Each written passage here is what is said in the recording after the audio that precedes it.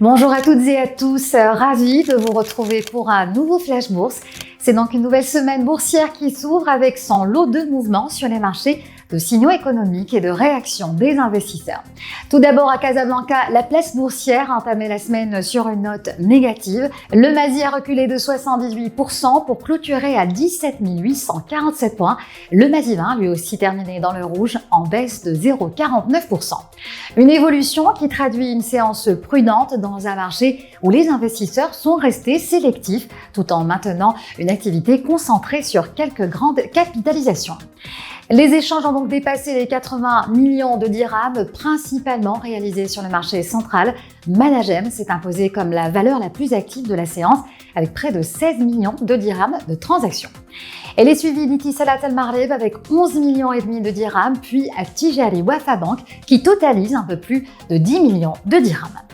Enfin, la capitalisation boursière s'est établie à plus de 1027 milliards de dirhams.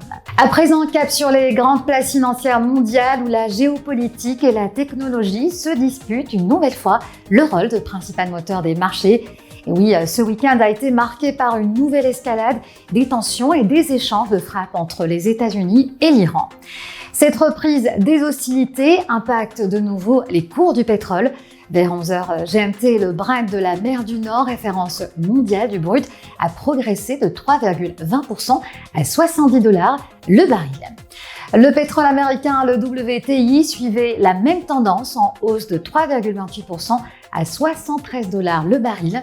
En Europe, les investisseurs abordaient cette séance avec prudence face à cette remontée des prix de l'énergie.